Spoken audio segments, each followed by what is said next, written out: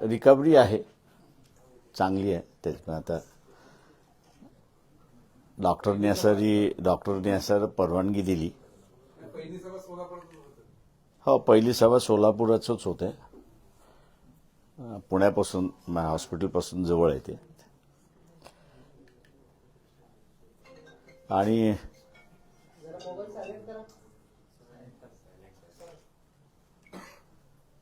सोलापूर आणि पुणे या दोनमध्ये फार साम्य आहे. म्हणजे जास्ती मंत्रिपदही घेतलेली आहेत आणि दोन्ही जिल्ह्यांमध्ये दुसरं साम्य म्हणजे पाणी असूनही तहानलेले आहेत अशी परिस्थिती आहे. त्याच्यामुळे हा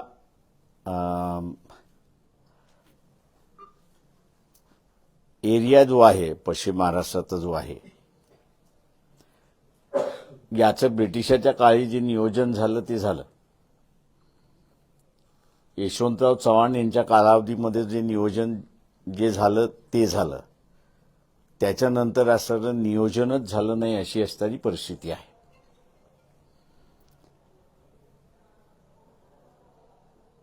दुर्दैवाने मी असं म्हणेन की मागच्या लोकसभेमध्ये सोलापूरमधला मी असा एक उमेदवार होतो. लोकांना त्यावेळेसही मी असताना सांगितलं की सोलापूर शहराला 9 दिवसासाठी पाण्याची वाट बघण्याची गरज नाही. प्रत्येक दिवशी पाणी देता येईल अशी असणारी परिस्थिती आहे. परंतु 5 वर्ष ओलांडली, नवीन खासदार आले, तरी येण्या माझ्या मागण्याप्रमाणे पुन्हा असणाऱ्या सोलापूरला 7 दिवसासाठी पाण्याची वाट पाहावी लागते अशी असणारी परिस्थिती आहे. एकतर दोष हा मी असं म्हणेन की निवडून दिलेल्या प्रतिनिधीमध्ये आहे, किंवा दुसरा दोष इथल्या असणाऱ्या मतदारांमध्ये आहे असं मी त्या ठिकाणी मानतोय की मतदारालाच आपल्या सोयी सवलती नको आहेत. जे आहे घाणीचं शहर आणि विभाग जशाच्या तसा पाहिजे का अशीच असणारी परिस्थिती आहे. 450 कोटी रुपये आजही महानगरपालिकेचा असणारा नुसता हाऊस टॅक्स ज्याला आपण म्हणतो त्या पद्धतीने असणारा गोळा केला जातो. पण पाण्याचा प्रश्न नाही. 250 बसेस घेण्यात आल्या होत्या, त्या पूर्णपणे सडक पडल्यात अशी असणारी परिस्थिती आहे. एकंदरीत या शहराचं असणारं दुर्लक्षित आहे हे आम्हाला त्या ठिकाणी दिसतंय. तेव्हा पुन्हा मी असणारा सोलापूरच्या नागरिकांना असणारं आवाहन करणार आहे की आपण वंचित बहुजन आघाडीचं गॅस सिलेंडर हे स्वीकारावं आणि या जिल्ह्यातला बदलाला असणारं सुरुवात होईल एवढं आश्वासन मी आपल्याला या ठिकाणी असणारं देतो. दुसरा सगळ्यात महत्वाचा भाग जो आहे तो आपण बघत असाल की सोलापूर त्याच्याशी संबंधित आहे म्हणून मी असं त्या ठिकाणी मांडतोय. लातूर, उस्मानाबाद हाही त्याच्याशी संबंधित आहे म्हणून असं या ठिकाणी मानतोय. आलमाटी हे आपण 110 फुटावरती भरू देत नाही अशी असणारी परिस्थिती आहे. ते 80-90 पर्यंतच ठेवा म्हणून असणारा कर्नाटक सरकारला आपली असणारी विनंती असते. हे बरोबर आहे की 110 फूट असणारं आलमाटी धरण जर भरलं तर सांगली शहर जे आहे हे पूर्णपणे पाण्यामध्ये बुडेल अशी असणारी परिस्थिती आहे. कारण त्याचं बॅकवॉटर कोणी त्यावेळेस कॅल्क्युलेट करत असताना मी असं व्यवस्थित कॅल्क्युलेट केलं असं मी त्या ठिकाणी मानणार नाही. पण सांगली शहर हे असणारं पाण्यामध्ये जातं. आणि आपण असं बघत असाल की जो फुगवटा आहे पूर्णपणे तो दूधगंगा, वैनगंगा ह्यालाही त्या ठिकाणी येतो अशी असणारी परिस्थिती आहे. याचाच अर्थ हे सगळं जे खोरं आहे हे गोदावरीचं खोरं म्हणून असं ओळखलं जातं. आता हे गोदावरीचं खोऱ्यामध्ये सोर्स जो आहे तो सगळा ईस्ट वेस्ट आपण असं जर म्हटलं तर वेस्टकडून पाणी ईस्टकडे जाते अशी असणारी परिस्थिती आहे. आणि ईस्ट पाणी घ्यायचं थांबलं तर पूर्णपणे वेस्ट हे पाण्याखाली होऊन जातं अशी असणारी परिस्थिती आहे. याचाच अर्थ सोलापूरमधला, सांगलीमधला आणि त्याच्याच बरोबर असणारा उस्मानाबादकडचा हा जो दुष्काळी भाग जो आहे याकडे पाणी वळवण्यासाठी फार मोठ्या प्रमाणाची सोय आहे आणि त्याचं नियोजन करण्याची गरज आहे. गेले मागच्या निवडणुकीमध्ये सुद्धा मी असं हे सर्व मांडलं होतं, पण त्याकडे असणारं पुन्हा दुर्लक्षित करण्यात आलेलं आहे. म्हणून मलाच असणारं शंका यायला लागलेली आहे की इथल्या मतदाराला दुष्काळामध्ये आणि बिना पाण्यापासून राहायचं आहे का, हा एक सारखा प्रश्न हा माझ्या मनामध्ये त्या ठिकाणी येतो अशी असणारी परिस्थिती आहे. आणि म्हणून पुन्हा असणारं मतदारांना मी आवाहन करणार आहे की एका खोऱ्यातलं पाणी दुसऱ्या खोऱ्यामध्ये घेऊन जाण्याची आता असणारं टेक्नॉलॉजी पूर्णपणे उपलब्ध असताना आणि पावसाच्या फुगवट्यामुळे पावसाचं नुकसान हे खालच्या बाजूला सुद्धा होत आहे, म्हणजे ईस्टर्न बाजूला सुद्धा होत आहे. आणि पाणी न स्वीकारल्यामुळे वरचा भाग म्हणजे वेस्टर्न भाग सुद्धा जो आहे त्याचंही असणारं त्या ठिकाणी नुकसान होत आहे. याचं कुठेतरी नियोजनाचा अभाव आहे असं मी त्या ठिकाणी मानतोय. आणि वंचित बहुजन आघाडी या प्रश्नाशी संबंधित असल्यामुळे अत्यंत चांगल्या रीतीने असणारं येणाऱ्या 5 वर्षामध्ये सोडू शकते. आणि म्हणून एका बाजूला दुष्काळ म्हणजे कोरडा दुष्काळ आणि दुसऱ्या बाजूला ओला दुष्काळ अशाला असणारं जे तोंड द्यावं लागतं त्याला मला वाटतं असणारा सुटका हे वंचित बहुजन आघाडी त्या ठिकाणी देऊ शकते असं आम्ही त्या ठिकाणी मानतोय. आणि पश्चिम महाराष्ट्रातला पाण्याचा प्रश्न जर आपण सोडवला तर मी असणारा मानतोय की लाडकी बहीणसारखी योजना आखण्याची गरज पडणार नाही. कारण का पाणी आल्यानंतर जी काही शेतीला नवीन उपजाव येईल त्यातून शेतकऱ्यालाच स्वतःच्या हातामध्ये म्हणजे कुटुंबालाच स्वतःच्या हातामध्ये निधी यायचा भाग होईल असं मी त्या ठिकाणी मानतोय. विधानसभेची ही जी निवडणूक आहे हे मी असं मानतोय की कायदा आणि सुव्यवस्था एका बाजूला, तुम्ही विकास कसा करणार हा दुसऱ्या बाजूला, आणि तिसऱ्या बाजूला आत्ताची जी वाढती लोकसंख्या आहे या देशाची म्हणजे महाराष्ट्राची मुळात आपण धरलं तर या महाराष्ट्राच्या यंगर जनरेशन जे आहे ते यंगर जनरेशनला आपण कशा रीतीने ज्याला आपल्याला म्हणता येईल की एम्प्लॉयमेंट करता येईल हा त्याच्यातला भाग आहे. आमच्या मॅनिफेस्टोमध्ये मी असं मांडलंय, फक्त त्याच्यातले एकच गोष्ट तिथे मांडणार आहे, नंतर शेतीवरती येतो. आणि ती म्हणजे मराठी माणसाला जगभरामध्ये मान्यता आहे आणि त्याच्या एकंदरीत सांस्कृतिक आयुष्याला एक स्वीकारण्याचा भाग आहे अशी असणारी परिस्थिती आहे. आपण ज्यावेळेस नोकऱ्या आता पाहत आहोत त्या गल्फ कंट्रीजमधल्या पाहतोय अशी असणारी परिस्थिती आहे. गल्फ कंट्रीजमधला लोंढा हा जसाच राहील, त्याच्यामध्ये बदल होणार नाही हा भाग आहे. पण जसं गल्फ कंट्रीजमध्ये एम्प्लॉयमेंट पोटेन्शियल आहे तशाच रीतीने असणारं एम्प्लॉयमेंट पोटेन्शियल ही असणारी युरोपियन कंट्रीजमध्ये निर्माण झालेली आहे. आणि ती म्हणजे तिथे वर्किंग वयाचं पॉप्युलेशन जे आहे, वर्किंग वयाचं जे पॉप्युलेशन आहे ते पॉप्युलेशन कमी झालेलं आहे. आणि ते कमी झालं असल्यामुळे तिथे आज सर्व्हिस सेक्टर हा पूर्णपणे मोकळा बसलेला आहे. आतापर्यंत असणारा गव्हर्नमेंट ऑफ इंडिया असेल किंवा महाराष्ट्राचे सध्याचे मुख्यमंत्री असतील, सभेमधून मांडतात आहेत याच्याबद्दल दुमत नाहीत, पण फेल झालेले आहेत. त्याचं कारण असं आहे की तिथे एक फार महत्त्वाचा प्रश्न आहे आणि ते म्हणजे या सगळ्या युरोपियन कंट्रीजनी अख्ख्या जगावरती मागच्या 100 वर्षापूर्वी राज्य केलेलं आहे. त्याच्यामुळे राज्य करताना आपली भावना काय असते हिची त्यांना जाणीव आहे.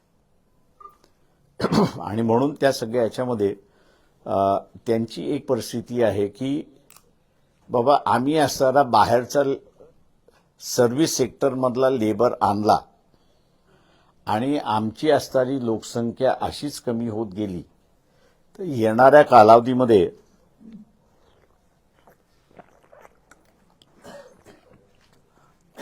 कालावधीमध्ये ज्याला इंग्रजीमध्ये इमिग्रंट्स म्हणतात, याचं राज्य होईल आणि आम्ही त्यांचे गुलाम होऊ अशी असणारी एक भीती असं मी त्या ठिकाणी मानतोय. त्या प्रश्नावरती युनायटेड नेशन्सच्या संघटनांमध्ये काम केले असल्यामुळे मला त्याची जाणीव आहे, बारकावे आहेत. एकच उदाहरण देईन की जर्मनीसारखं राज्य याच्याबरोबर जर आपला असणारा करारनामा झाला आणि त्यांना आपण असणारा आश्वासित घेतलं की आम्ही पाठवणारा हा जो लेबर आहे हा 10 वर्षासाठीच आम्ही पाठवून 10 वर्षांनंतर त्याला असणारा परत घेऊ, तर मी असं म्हणेन की राजी खुशीने हसत त्यांना लागणारा सर्व्हिस सेक्टरमधला म्हणजे डॉक्टर्स आहेत, इंजिनियर्स आहेत, अमुक आहेत, वेगवेगळ्या सेक्टर्समधले जे आहेत आणि जे स्किल आपल्याकडे उपलब्ध आहे ते सहजपणे तिथे असणारा स्वीकारतील.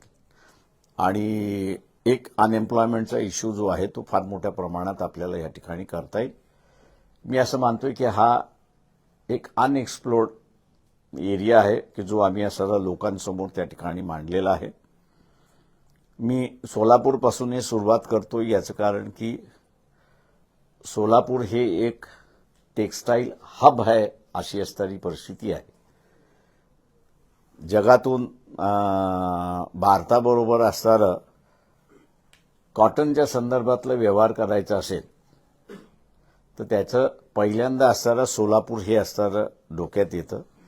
त्याच्यानंतर मग कोइंबतूर येतं.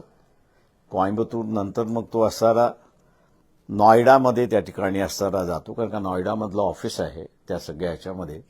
तेव्हा जगाच्या नकाशावरती सोलापूर हे असणारं आलेलं आहे अशी परिस्थिती आहे. परंतु या सोलापूर शहरामध्ये टेक्स्टाईल कमिशनचं जे एक ऑफिस असलं पाहिजे आणि इम्पोर्ट एक्सपोर्टचं जे असणारं ऑफिस असलं पाहिजे. मी इथला असणारा टेक्स्टाईलमधला जो असणारा सोलापूरमधला व्यापारी जो आहे आणि विशेष करून तो सिंधी मारवाडी जो आहे त्याला असं आवाहन करणार आहे की यावेळेस बीजेपीचं प्रेम जरा कमी कर. धंदा वाढवायचा असेल आणि व्यापार वाढवायचा असेल तर बीजेपीवरचं असणारं प्रेम कमी करून त्यांनी असणारं वंचित बहुजन आघाडीला यावेळेस जर मदत केली की तर माझं मागच्याच्या ह्याच्यामध्ये फार मोठ्या प्रमाणात त्या सगळ्या वर्गाशी डिस्कस झालं होतं. परंतु ऐन इलेक्शनच्या तोंडावरती त्यांना मोदी हा प्राईम मिनिस्टर पाहिजे आणि प्रकाश आंबेडकर हे खासदार नको असं तर जे झालं, लोकांचा परसेप्शन असं मी त्या ठिकाणी मानतो. आता मी त्यांना असं म्हणतोय की मोदी हा काही इश्यू नाही आहे, व्यापार हा असणारा इश्यू आहे.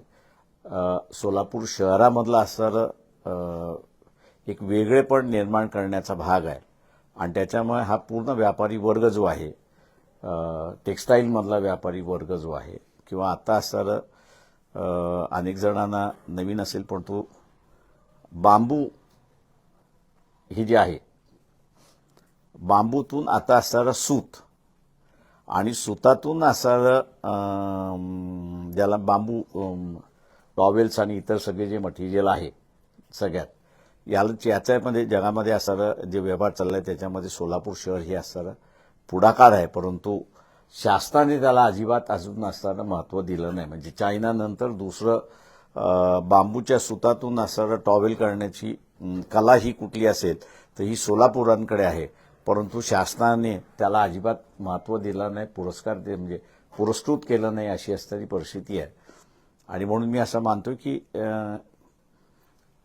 हा पश्चिम महाराष्ट्र जो आहे तो चांगल्या रीतीने व्यवस्थितरित्याने डेव्हलप करता येईल, हा आमचा मानस आहे. ज्याच्यातले अजेंड्यामधले काही भाग जो आहे तो मी आपल्याला या ठिकाणी असं मांडलेला आहे. राहिला कायदा आणि सुव्यवस्थेचा भाग, आम्ही असं पुन्हा शरद पवार आणि दाऊद इब्राहिम यांचा शोध घ्यावा. त्यांची भेट झालेली आहे. एका साधा गुन्हेगाराला सुद्धा पकडायचं असेल तर पोलीस मागे पुढे बघत नाही. आणि आम्ही हे कार्य करायला गेले, म्हणजे अनाऊन्स केल्यानंतर तिसऱ्या दिवशी दिल्लीमध्ये असताना पुन्हा ब्लास्ट सुरुवात झाला, अशी असणारी परिस्थिती आहे. जे काही जगामधली परिस्थिती बदलते त्याचा असणारा परिणाम भारतावरती होण्याची असणारी शक्यता आहे. त्याच्यामुळे इझी हे जे संघटन होतं, आपण जे मिडल ईस्टमध्ये पाहिलं असेल, त्याला माणसं पुरवण्याचं कामकाज हे बाहेरच्या देशातून मोठ्या प्रमाणात झालं, पण भारतीय मुसलमान त्याच्यामध्ये सहभागी झाला नाही, अशी असणारी परिस्थिती आहे. आज आपल्याला पुन्हा दिसतंय की त्याच पद्धतीने इस्रायल, इराण किंवा मिडल ईस्ट हे पुन्हा फ्लेअर अप होण्याची शक्यता आपल्याला त्या ठिकाणी दिसते. धर्म या नावाने लोकांना भुरळ घालू शकता, अशी असणारी परिस्थिती आहे. त्याच्यावेळेस मागच्या वेळेस भुरळ घालण्याचा प्रयत्न झाला नाही असं नाही, तर झाला, परंतु इथल्या लोकांनी त्याला असताना साथ दिला नाही. ते इन्स्ट्रुमेंट्स कोण कोण आहेत हे शोधणं त्याच्यातला महत्वाचा भाग आहे. आणि म्हणून आजही आम्ही असं म्हणतोय की ज्यांचा इथल्या आरक्षणाशी संबंधित आहेत ते मला वाटतं आरक्षणासाठी या ठिकाणी मतदान करतील, पण ज्यांचा असणारा इतर याच्याशी संबंधित आहे त्या सगळ्यांचा असणारा कायदा आणि सुव्यवस्थेशी संबंधित राहणार आहे. आणि म्हणून हा कायदा आणि सुव्यवस्थेचा प्रश्न जर आपल्याला येणाऱ्या 5 वर्षामध्ये अडचणीचा हो करू द्यायचा नसेल तर मागचे 2000 आणि 1900 हे साल पुन्हा आपल्याला असणारा महाराष्ट्रामध्ये येऊ नये याची दक्षता घेतली पाहिजे, असं आम्हाला वाटतंय. आपण आता विचारा. तुम्ही असं म्हणाला की शरद पवार आणि दाऊद यांची भेट झाली होती आणि त्यानंतर तिसऱ्या दिवशी दिल्लीमध्ये ब्लास्ट झाले, नक्की काय रेफरन्समध्ये आपण ते आज माझं म्हणणं असं आहे, तुम्हाला तेवढं कळत नसेल तर कशाला विचारताय? सॉरी म्हणायला. आम्ही त्या दिवशी आम्ही असं त्या दिवशी म्हणालो की बा ह्या भेटीच्या नंतरचं जे आहे अख्खं 1919 साल म्हणजे 1990 ते 2000 पर्यंत 20 वर्ष या देशामध्ये असणारा ब्लास्ट होत गेलेले आहेत. 20 वर्षाच्या कालावधीमध्ये अनेक ठिकाणी ब्लास्ट झाले. तुमच्या बाजूला हैदराबादला सुद्धा ब्लास्ट झालेले आहेत. आणि त्याच्यामुळे असणारं त्या भेटीनंतरचे ब्लास्ट आहेत त्याचा काही संबंध आहे का हे बघितलं पाहिजे. आणि आताही आम्ही असणारं त्याचं तेच म्हणतोय की जी दिसणारी परिस्थिती आहे, मी राजकारण नुसतं असणारं लोकांच्या इश्यूवरती करत नाही, पण उद्याची निर्माण होणारी जी परिस्थिती आहे तेही आम्ही असणारं पाहतोय. आणि कायदा आणि सुव्यवस्था ही परिस्थिती जर बिघडवायची नसेल तर तुम्हाला ह्या गोष्टी लक्षात घेतल्या पाहिजे आणि दक्षताही त्या ठिकाणी घेतल्या पाहिजेत. पण बाळासाहेब, तुमच्या या आरोपानंतर प्रदेशाध्यक्ष आणि राष्ट्रवादीच्या तुमची तुमचे आणि फडणवीसचे संबंध आहेत आणि त्यांच्या सांगण्यावरून तुम्ही आरोप करता. माझे संबंध सगळ्यांशी आहेत. म्हणजे दुर्दैव आहे असं मी म्हणेन की एनसीपीने जयंत पाटील मागच्या लोकसभेमध्ये माझ्याकडे 3 दिवस येऊन बसले होते आणि काही करा आणि सुप्रिया सुळे यांना सर तुम्ही पाठिंबा द्या, त्या ह्याच्यामध्ये आम्ही दिला त्या सगळ्या ह्याच्यामध्ये. आता त्यांचे आणि माझे संबंध बिघडलेत का किंवा माझे संबंध नव्हते का? राजकीय संबंध सगळ्यांशीच असतात. तेव्हा राजकीय संबंध आहेत म्हटल्यानंतर तुम्ही एकमेकांकडे जात नाही का? असं नाही अजिबात. मी ते राजकारण कधीच मी उलट कालच्या याच्यामध्ये माझी तब्येत पाहायला आणि हे मी नेहमीच पाळत आलेलो आहे की राजकीय नेता आपला विरोधक असेल किंवा आपला फॉर असेल त्याच्यावरती काही संकट आलं असेल आपण त्याच्या बाजूने उभं राहिलं पाहिजे, त्याला बघायला गेलं पाहिजे. मी आजही स्तुती करतो की अजित पवार मला बघायला आले. काल असताना एकनाथ शिंदे सुद्धा असताना आले. हे गुडविल गेस्चर जोपर्यंत राजकारणामधलं राहत नाही तोपर्यंत तुम्हाला राज्य चालवता येत नाही हे लक्षात घ्या. त्याच्यामुळे कोणाने कोणाशी तरी संबंध आहेत आणि म्हणून असणारे हे आरोप झाले त्याच्यापेक्षा जे आहेत फॅक्ट, आजही मी असणाऱ्या जयंत पाटील यांना असणारा विचारतोय हे तुमचे संबंध आहेत की नाही याचा खुलासा पहिल्यांदा करा. आपल्याकडे काय तसे आहेत का साहेब की आपल्याकडे तुम्ही 30 वर्षानंतर ह्या जो रेफरन्स देताय शरद पवार आणि राऊतच्या भेटीचं काय प्रयोजन काय नेमकं? मी तुम्हाला आत्ताच सांगितलं की 1990 ची जी परिस्थिती आहे ती परिस्थिती पुन्हा आम्हाला दिसते. आम्हाला तर दाऊदचे तुम्हाला ती दिसणार नाहीये. तुम्हाला असं दिसणार नाहीये ती. याचं कारण असं आहे की तुम्ही तिथे बघायलाच तयार नाही. तुम्ही जात आणि धर्म याच्या बाहेर यायला तयार नाहीये.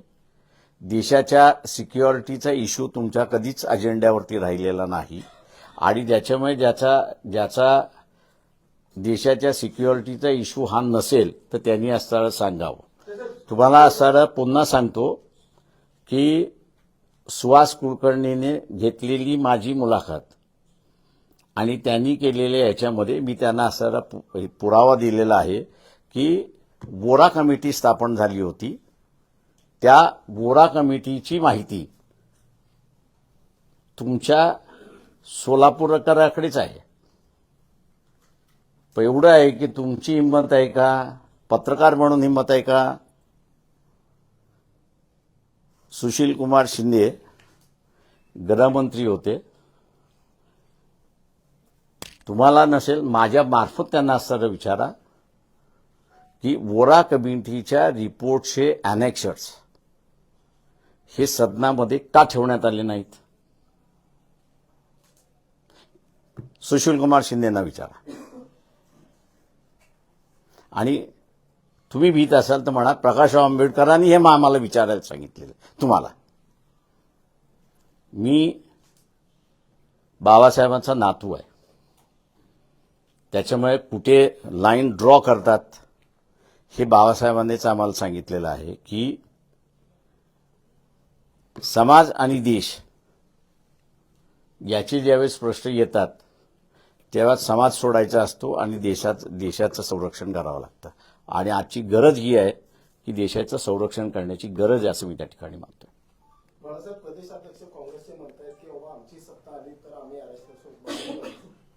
आरएसएसवर बंदी घालू.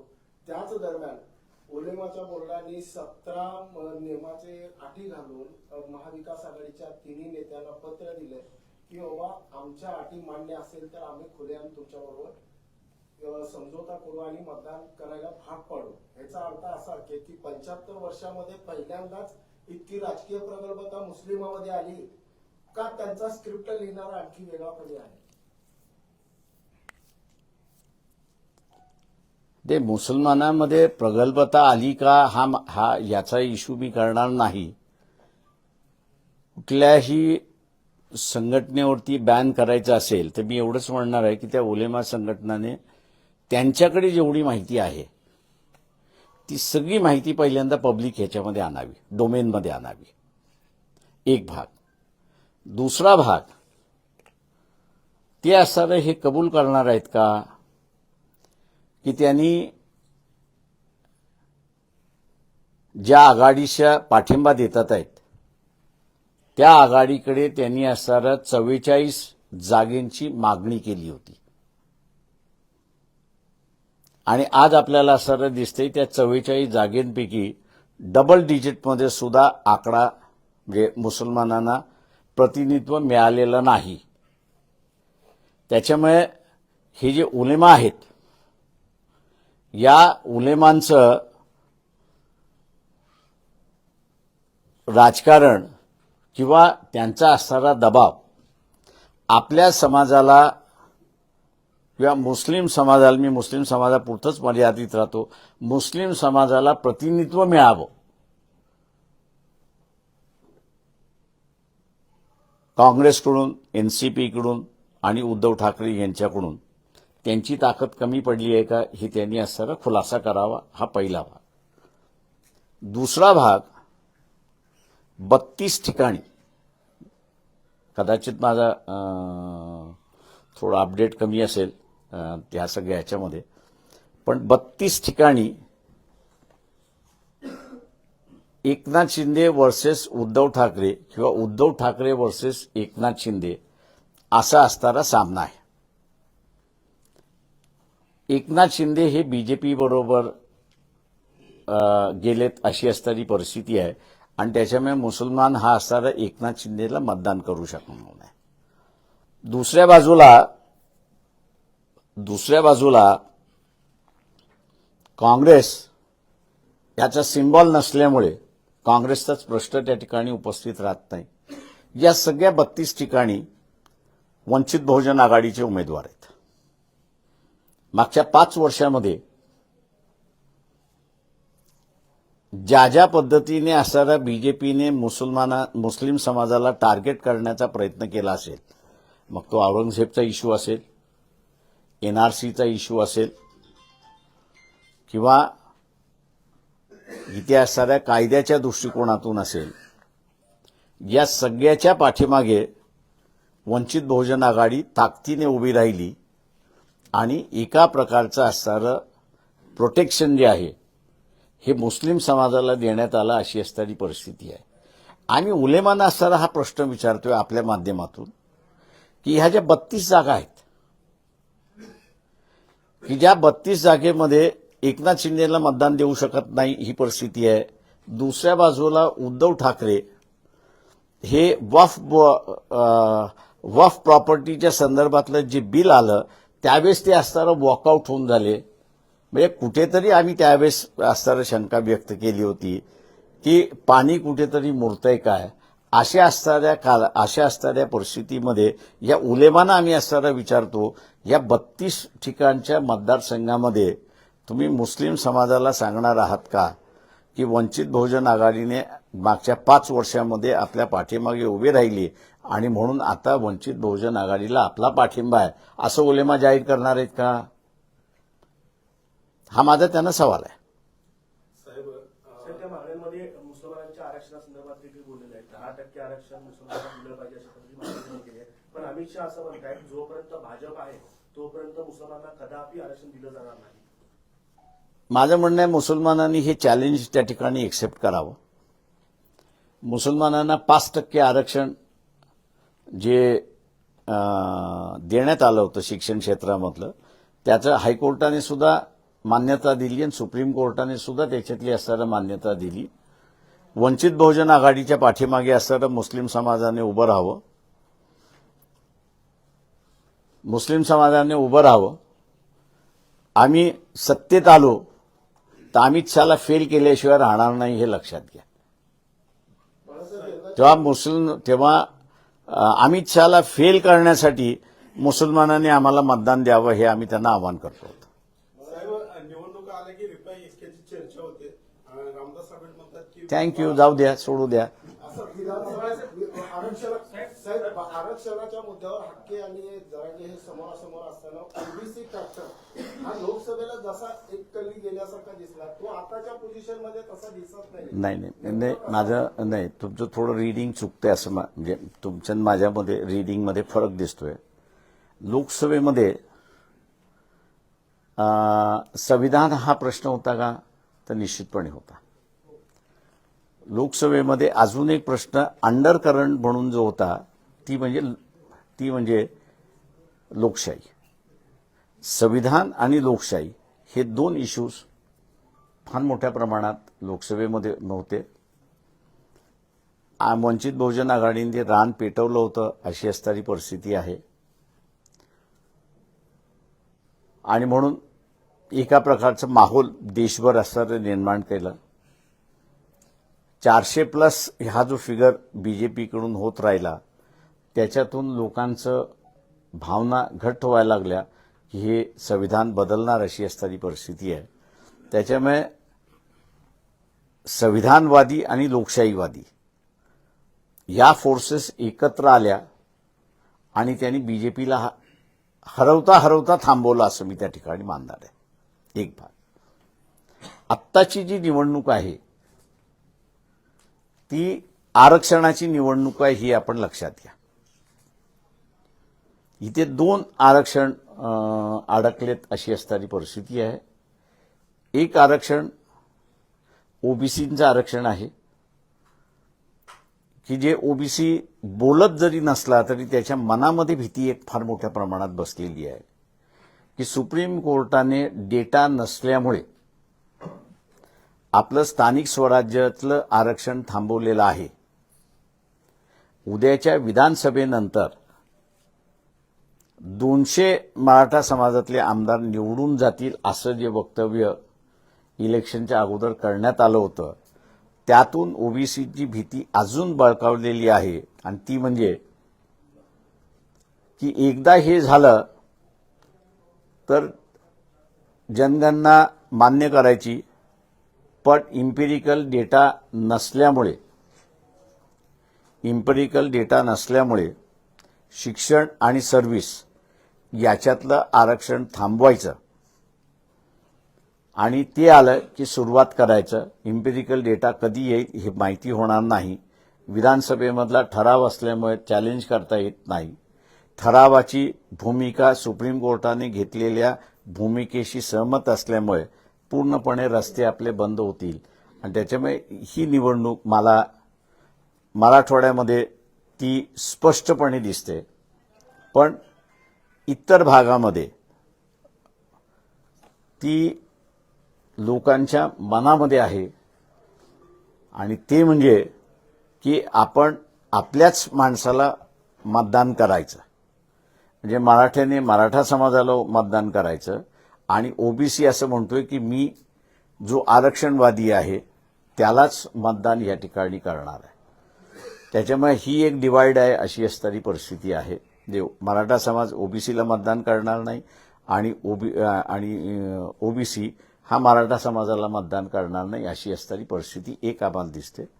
दुसरं जे आहे जे सुप्रीम कोर्टाने क्रीमी लेअर आणि वर्गीकरणाचा मुद्दा उपस्थित केला हे मला मान्य आहे की पहिल्यांदा मातंग समाजाने ही मागणी लावून धरली होती. त्यांनी निर्णयाचं स्वागत केलं हे याची जाणीव आहे. परंतु त्यांच्या जसं लक्षात आलं की त्या निर्णयामध्ये क्रीमी लेअरमध्ये येणारं कोण, तर ज्या कुठल्या कुटुंबाने एकदा सवलतीचा फायदा घेतला की तो क्रीमी लेअरमध्ये येतो. म्हणजे ओबीसीचं क्रीमी लेअर वेगळं आणि एससीचं क्रीमी लेअर वेगळं हे जे जजमेंटमधनं त्या ठिकाणी आलेलं आहे त्याचा आपल्यालाही परिणाम असणारा होतो अशी परिस्थिती आहे. आणि म्हणून त्यांनी वर्गीकरणाची मागणी तशीच ठेवलेली आहे. क्रीमी लेअरला विरोध त्यांचा सुरुवात झाला अशी परिस्थिती आहे. त्याच्यामुळे आरक्षण हा मेन मुद्दा आहे असं मी त्या ठिकाणी मानतोय. आता 2051 सालापर्यंत हिंदूंची मुंबईतील संख्या जी आहे ती 54% कमी होणार असा 30चा जो आहे तो अहवाल आलेला आहे. बांगलादेश आणि रोहिंग्याची संख्या जी आहे ती वाढणार आहे. मला वाटतं सेन्सस जर झाले असते तर अधिक चांगलं झालं असतं मी त्या ठिकाणी मानलं असतं. आपल्याला अधिक चांगल्या रीतीने त्या ठिकाणी बोलता आलं असतं. याचं कारण असं आहे की मुंबईची लोकसंख्या म्हणजे मराठी माणसाची लोकसंख्या कमी करणारा जबाबदार कोण असेल तर शिवसेना आहे, हा माझा सरळ सरळ आरोप आहे. मी मुंबईकर आहे, मुंबईतला वाढलेलो आहे, राहिलेला आहे. तेव्हा आणि ज्यांना कोणाला चॅलेंज करायचं असेल त्यांनी चॅलेंज करावं, मी नाही असं म्हणत नाहीये. महानगरपालिकेचे गेले 20 वर्षाचे कॉन्ट्रॅक्टर कोण कोण आहेत तेवढं असताना सांगावं. तो मराठी माणूस आहे की तो बिगर मराठी माणूस आहे? 90% कॉन्ट्रॅक्टर हे बिगर मराठी आहेत आणि त्यांनी येताना त्याच्याबरोबर लेबर घेऊन आला. आता तो लेबर आल्यानंतर त्याला मुंबईसारखं शहर मिळाल्यानंतर तो सोडतोय कशाला? तो रहिवासी झाला. त्याच्यामुळे असा दोष कोणाला देणार आहात? तर पहिल्यांदा स्वतःकडे बघावं लागतं की मी दोषी आहे की नाही. योगेंद्र यादव सोलापुरात होते. अकोल्यामध्ये जे काही प्रकार घडला त्यांचा संबंध की वंचितच्या कार्यकर्त्यांनी हल्ला केला आणि प्रकाश आंबेडकर त्यानंतर मला फोन करून स्वारी वगैरे म्हणतील असं त्यांना अपेक्षा होती वाटतं, पण ते तुम्हाला शुभचंद्र कपूरकडे स्वारीची अपेक्षा बाळगली. त्यांनी असताना पहिल्यांदा हॉस्पिटलमध्ये कोण गेलं हे पहिल्यांदा सांगावं. त्यांच्यातला कार्यकर्ता हॉस्पिटलमध्ये गेला की त्यांना प्रश्न विचारणारा कार्यकर्ता हॉस्पिटलमध्ये गेला याचा खुलासा त्यांनी करावा. साहेब, काँग्रेसनं वारंवार डॉक्टर बाबासाहेब आंबेडकरांवर हे केलं, हल्ला केला. हल्ला नाही, वारंवार अपमानित केलं. डॉक्टर बाबासाहेब आंबेडकरांना वारंवार अपमानित केलं असं नरेंद्र मोदींनी म्हटलेलं आहे. बीजेपीने काय केलं तेच केलं. त्याच्यामुळे दोघं एकसारखेच आहेत. म्हणजे हिंदू कोड बिल हे जे निर्माण करताना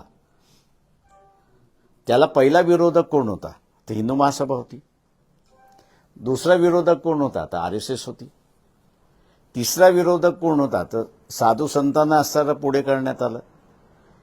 पण साधू संतांशी ज्यावेळेस बाबासाहेब बोलले आणि त्याने झालं तेव्हा साधू संतांनी तुम्ही पुढे जा, तुम्ही चुकीचं करताय असं आम्हाला वाटत नाही त्या सगळ्या ह्याच्यामध्ये. पण जे काँग्रेसने केलं ते त्यावेळेच्या जनसंघाने केलं, त्यावेळेच्या हिंदू महासभेने केलं. त्याच्यामुळे मी असताना मानतोय त्या ह्याच्यामध्ये की त्याचं कोणी राजकारण करावं असं मला वाटत नाहीये. खरं का बाबासाहेबच नेहमी म्हणत असत की एखादी व्यवस्था माणसाला सांगत असेल की तुम्ही असं वागलं पाहिजे आणि तो त्या पद्धतीने वागत असेल तर त्या माणसाचा दोष नाही तर त्या व्यवस्थेचा दोष आहे. आणि त्याच्यामुळे बाबासाहेबांनी ज्यांनी आंदोलनं केली, अमुक केली किंवा विरोध केला त्यांना कधीच बाबासाहेबांनी असताना दोषी धरलं नाही. त्यांनी सिस्टमला दोषी धरलं, सिस्टम बदलवली आणि माणसं बदलली तशी असणारी परिस्थिती आहे. लोकसभा निवडणुकामध्ये संविधान खतऱ्यासारखा मुद्दा चर्चेत आला होता.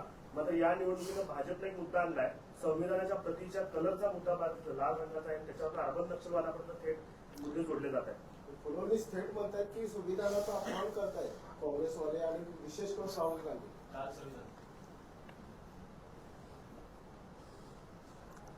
जे काही पार्लमेंटमध्ये संविधान ज्याच्यावरती सगळ्यांच्या सह्या आहेत, देवेंद्र फडणवीसना माझं चॅलेंज आहे. त्याचा कलर काय येतो त्यांनी फक्त सांगावं. उरलेलं जाऊ द्या, त्याचा कलर काय आहे तेवढा फक्त त्यांनी असताना सांगावं. आणि दुसरं, राहुल गांधी जे लाल संविधान घेऊन फिरतात आहेत ते भारतीय जनता पक्षाच्या सरकारनेच पब्लिश केलेलं आहे. आणि तुम्हाला कोणाला जर बघायचं असेल तर इथल्या कुठल्याही लॉ म्हणजे बुक स्टॉलमध्ये किंवा लायब्ररीमध्ये एवढं छोटं असं असताना ती संविधानाची कॉपी आहे की तुम्हाला वकिलाकडे गेला तर वकिलाकडे मिळेल. ती कॅरी करणं फार सोपी आहे. आणि तेही पब्लिशिंग हाऊस जे आहे ते अलाहाबाद पब्लिशिंग हाऊस आहे.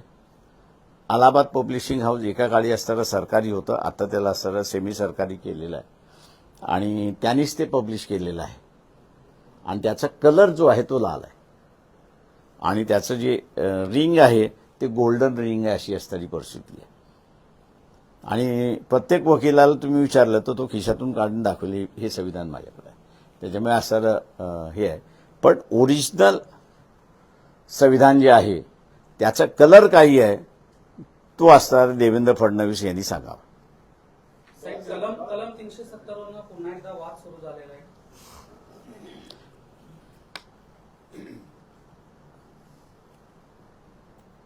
माझं म्हणणं असं आहे त्याच्यामध्ये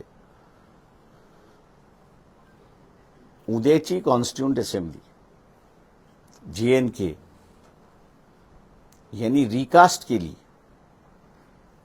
तर त्याचे कॉन्सिक्वेन्सेस काय हे बघणं त्याच्यातलं महत्वाचं आहे. त्याच्यामुळे जे गोडी गुलामीने केलं पाहिजे होतं ते गोडी गुलामीने न करता पक्ष आवेशाने केलेलं आहे ते कदाचित देशाला हानिकारक होईल असं मी त्या ठिकाणी मानतोय. म्हणून मी मगाशी जे म्हणालो की 1990 आणि 200 हे पुन्हा देशामध्ये रिव्हिजिट होतंय का याची असणारी परिस्थिती आहे.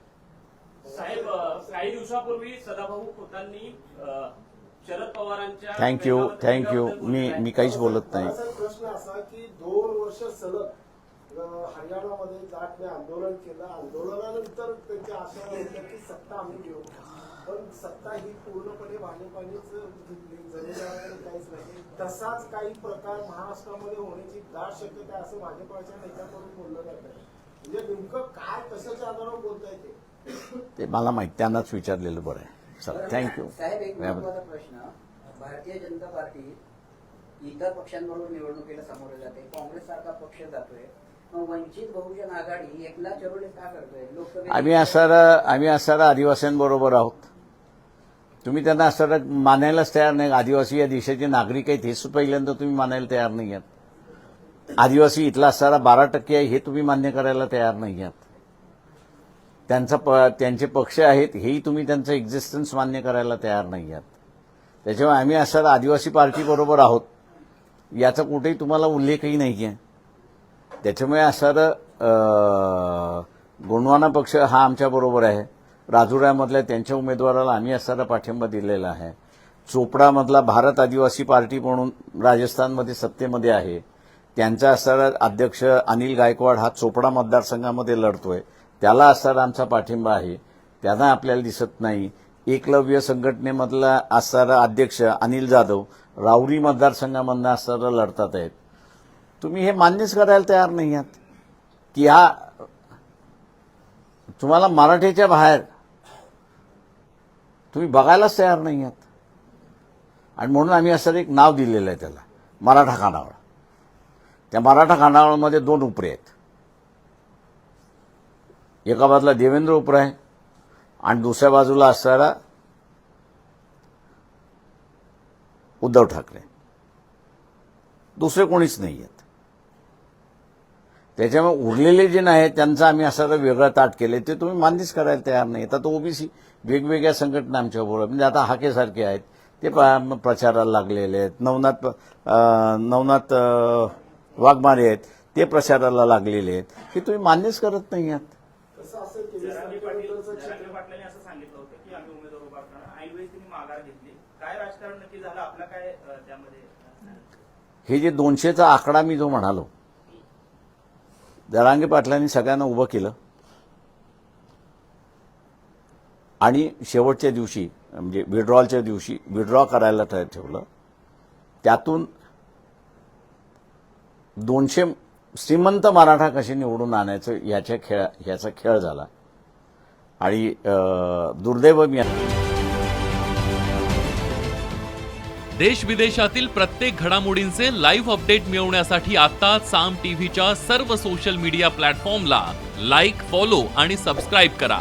तसंच सर्व नोटिफिकेशनसाठी बेल आयकॉन प्रेस करायला विसरू नका.